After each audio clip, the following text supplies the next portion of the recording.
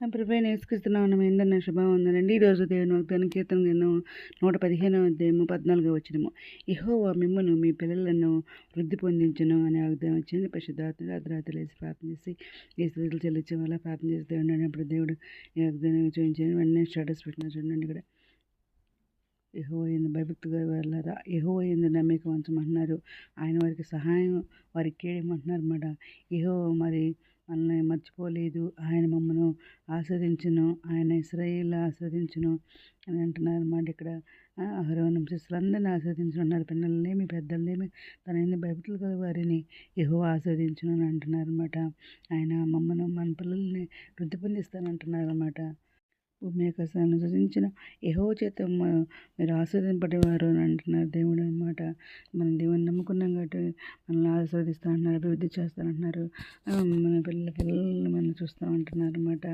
ఈ సంతతి మీద మరి సంతతి వారు భూమి మీద బలవంతులు అవుతారు అంటున్నారు. యథార్థవంతుల వంశం వారు మరి దెయ్యం పడతారంటున్నారు అన్నమాట. జన్మల్లో వారి సంతతి తెలివి ఉన్నట్టు జన్మల మధ్య వారి సంతానము ప్రసిద్ధి నొందుతుంది అంటున్నారు అన్నమాట. ఆయన కృప యుగమును నిలిచినమాట. ఆయన నీతి వారి పిల్లల తరమున నిలుస్తుంది అనమాట. వారు యెహోవా చేత ఆస్వాదింపబడిన జనమని చూసి వారందరూ ఒప్పుకుంటారు అంటున్నారన్నమాట. వారి దినమెల్లా దయలు అప్పిస్తారంటున్నారు. వారి సంతానం వారు ఆస్వాదింపడతారంటున్నారు అనమాట. నేను మిమ్మల్ని మీ పిల్లల్ని పోషిస్తానంటున్నారన్నమాట. యవ్వన కాలం పుట్టిన బిడ్డలు కుమారులు మరి బలవంతం చేత బాణముల వంటి వారు అని అంటున్నారు అనమాట. మంచి పెడుతున్న పిల్లలకు నేను ఆస్తికర్తలుగా చేస్తానని అంటున్నారు అనమాట. జన్మల్లో సంత తెలియబడిన జన్మల మధ్య సంతానం ప్రసిద్ధి అంటున్నారు. యథార్థవంతులు నీతివంతుని పిల్లలు తన తదంతరం ధన్యులు అవుతారని అంటున్నారన్నమాట. నీ పిల్లలను చూస్తూ ఉంటున్నారు. నీ పిల్లలకు అధికాంతి కలగద్దు అంటున్నారు. నీ సంతానం అనే దేశంలో స్వాధీనపరుచుకుని అంటున్నారన్నమాట. నీ సేవకు కుమారులు నిలిచి ఉంటారనమాట. వారి సంతానం నీ సన్నిధిలో మరి స్థిరపరచబడిన అంటున్నారు. నీ సంతానం విస్తారమగును, నీవు నీ కుటుంబీకులు భూమి మీద పచ్చికలు విస్తరిస్తారని అంటున్నారు అన్నమాట. దేవుడు మనం మర్చిపోయే దేవుడు కాదనమాట. ఆయన నమ్ముకున్నాం కాబట్టి ఆయన తప్పకుండా మనం దీవించే దేవుడు అన్నమాట. నీలో నీ భార్య ఫలించి ద్రాక్ష వల్లే ఉండను, నీ భోజన పళ్ళు వచ్చేట్టు నీ పిల్లలు ఒలివల మొక్కలు ఉంటారంటున్నారు. కాలం మంది మన కుమారులు ఎదిగిన మొక్కల వల్ల ఉంటారంటున్నారు. మన కుమార్తెలు నగరు చిక్కన మూల కమ్మల వల్ల ఉంటారంటున్నారు అన్నమాట. ఆయన నీ గుమ్మమ్మ గడియలు బలపరిచి ఉన్నారన్నమాట. నీ మధ్య నీ పిల్లల్ని ఆస్వాదించిన అంటున్నారు అన్నమాట. నీ పిల్లలందరూ ఏవో చేత ఉపదేశం అంటున్నారు. నీ పిల్లలను నేను రక్షిస్తానంటున్నారు అన్నమాట.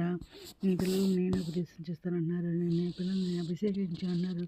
ఎందుకంటే భయపడతారు. దేవుడి దినం వాగ్దానం చేయండి. మిమ్మల్ని మీ పిల్లలను వృద్ధి పొందిస్తానని దేవుడు దినం మాట్లాడుతున్నారు అన్నమాట. అవన్నీ కూడా మన పిల్లల గురించి వాగ్దానాలు అనమాట. ఎత్తిపెట్టుకు మనం ప్రార్థన చేసుకుంటే దేవుడు తప్పకుండా మనల్ని మన పిల్లల్ని దీవిస్తారు, వృద్ధి పొందింపజేస్తారు, ఆశీర్దిస్తారు అనమాట. ఎరుగైతే తోచిపడతారు. ఆయన రక్షణ మనకు చూపించేది మన దేవుడు అనమాట. ఏదైనా వాగ్దానం అందరి జీవితం వాళ్ళని కోరుకుంటే ఈరోజు మనం ప్రార్థన చేసుకుందాం. మౌనతలు సరస్వతి మందిర ఘనమైన నామకి ఎలా స్థుతిస్తున్నాను తండ్రి. ఎంతమంది ప్రపంచం ప్రతి పెట్టిన పేరు జ్ఞానం చేసుకుని ప్రతి బిడ్డ అవసరం తట్టిన కొడుకులు తెచ్చండి.